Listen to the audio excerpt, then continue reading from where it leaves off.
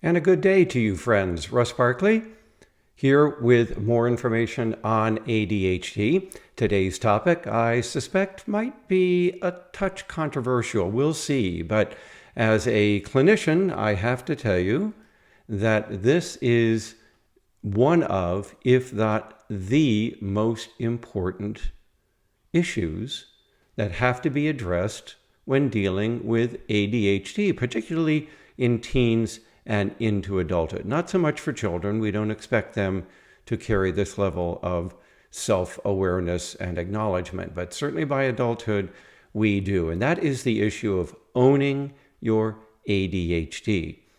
Now, Adam Levine made a video about this very topic over a decade ago. I think it was on behalf of Shire Pharmaceuticals, but nonetheless, the topic remains relevant today.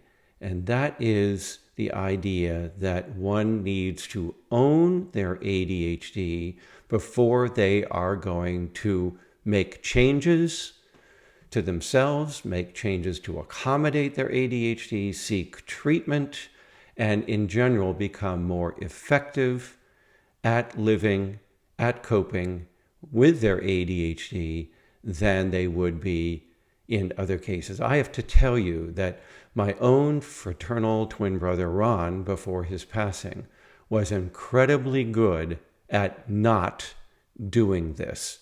So I want to talk about what he was doing and what you should be doing instead. So let's have a look here. First off, you need to accept that you have these symptoms of impulsivity, of inattention, of the hyperactivity that may be going along with it, but especially of the executive function deficits we've talked about here many times, the problems with time management, with emotional self-regulation, with self-organization, self-motivation. All of this is part of ADHD. So, and then along with that may be other limited capacities that come with comorbidities, like learning disabilities, for instance. So what we're saying here is to take stock of yourself and the degree to which you are experiencing these difficulties, and then own them. The kind of part of who you are, what you are, the way you approach life in general. And denying their existence or minimizing their existence just because you're trying to protect your own ego is not going to get you anywhere. Things aren't going to improve through denial. Right? So owning your ADHD is simply admitting, this is me. This is my nature. These are my characteristics and my features. And then going about trying to adapt, adjust, accommodate, and treat them. But none of that is possible without ownership. And that was Adam's key point. Just as he was treated for ADHD, particularly with medication, growing up, and then gave up the medication and denied his ADHD as a young adult, and then found himself coming back to ownership of his ADHD in order to help further promote his own success at life, at music, as a television star, as a celebrity, as a brand owner. None of that would have been possible without him owning it and getting periodic treatment for it. That's being realistic rather than being delusional. Now, along with that, own the larger suite of physical and psychological traits that you have. I'm 74 years old. I'm aging. I'm getting weaker. I have color blindness. I am bald. I am terrible at visual spatial relationships. That's why the Air Force wasn't going to let me near a plane and made me a radio operator when I was in the military. I'm not going to be good at doing those things. And on top of that, I've developed a slight left facial weakness as I've aged here. And I have many other personal faults and foibles. Boy, you don't want to see my golf swing or my golf game. I kind of look like a tasered monkey, as a friend of mine acknowledges. So, part of that is simply owning who you are, right? That's me. I'm not somebody else. I'm not a great golfer. I'm not good at art or visual spatial stuff. I'm not very coordinated either, right?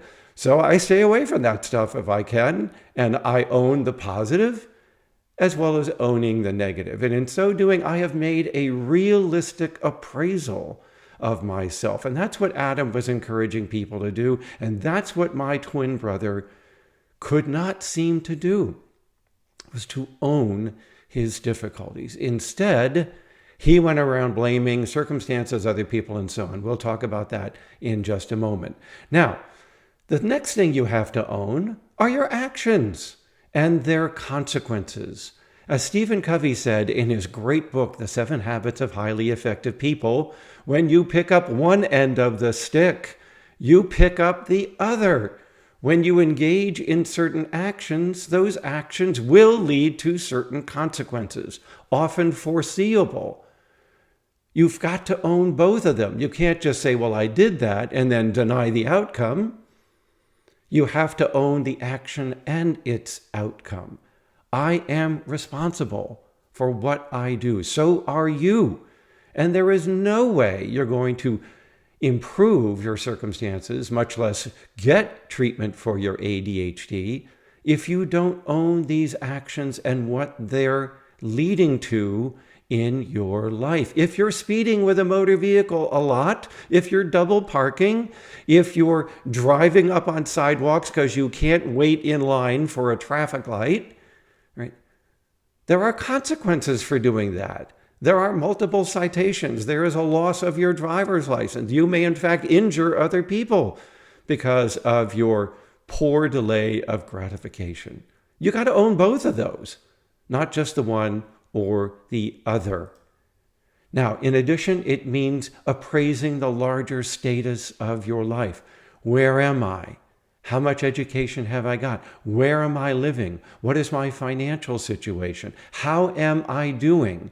These are all global, reliable measures of how we are adapting and succeeding in life. How are you doing? Can you realistically appraise that? Are you independent? Are you self-supporting?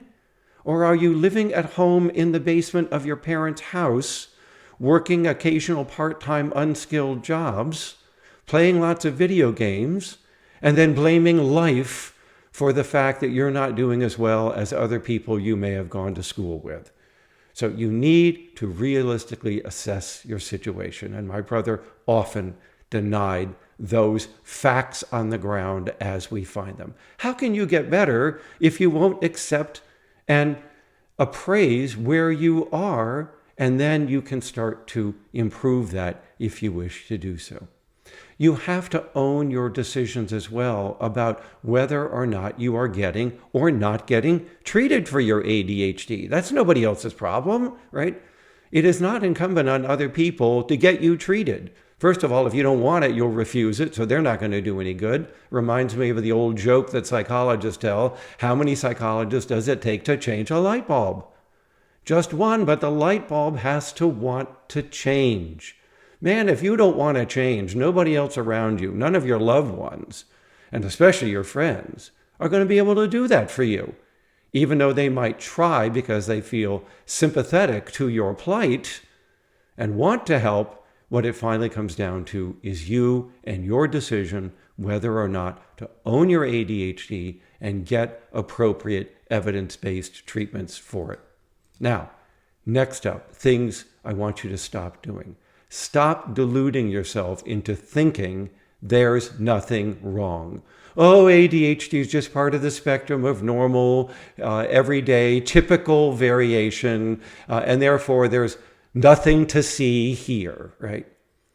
Well, if that were the case, why are people with ADHD 5 times more likely to die by midlife? Why do they have 2 to 3 to 4 times more accidental injuries, more severe injuries? Why are they more prone to a variety of adverse health outcomes that lead to their lifespan being shortened by an average of about 12 to 13 years over time? Some variation, okay? So this is what I mean by delusional thinking. There's nothing wrong with me. I'm just part of typical variation. Leave me alone. Okay, we will. And you're going to continue to struggle in life. Next, and my brother was very good at this, Stop blaming the people around you for what is happening to you, for your own choices, actions, and the consequences of those actions. He was really good at blaming each of his 3 wives, his employers. He was in rock music a lot. He played in many bands. They often broke up. The half-life of a rock band, as you know, is pretty short.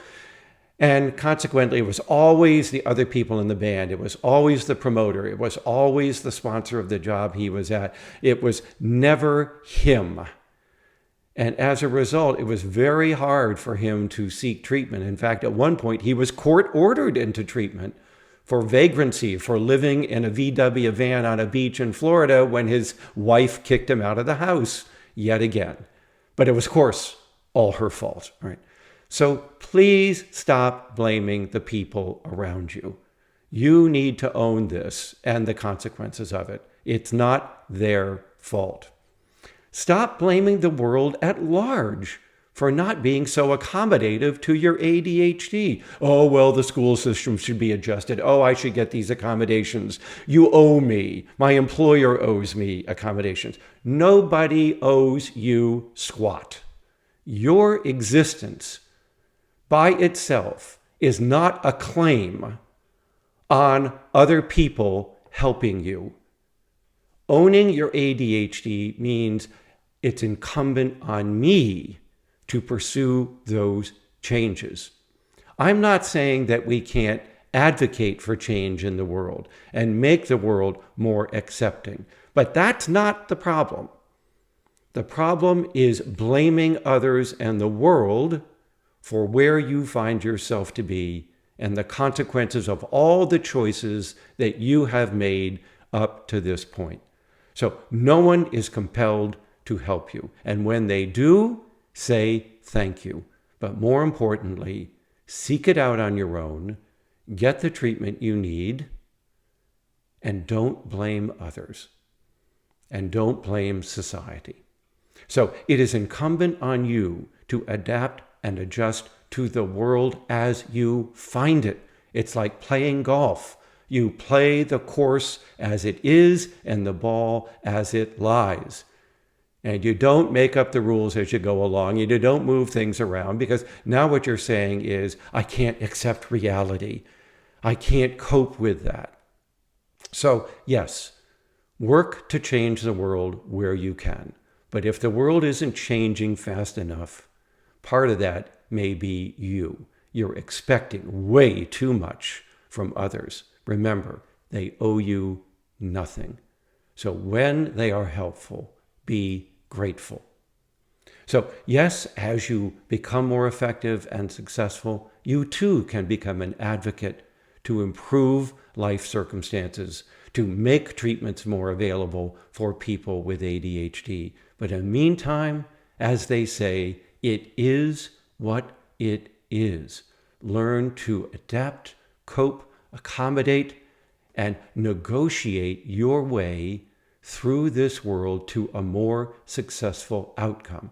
Many people with ADHD have done this. Simone Biles and Michael Phelps in the case of athletics, Charlie Hull, Bubba Watson in the case of golfers. Many athletes have accommodated, accepted, and succeeded with their ADHD. We can also talk about musicians, actors, actresses. I mentioned Adam Levine, Justin Timberlake, many others who own their ADHD, deal with it, and go on to succeed with it, and often in spite of it.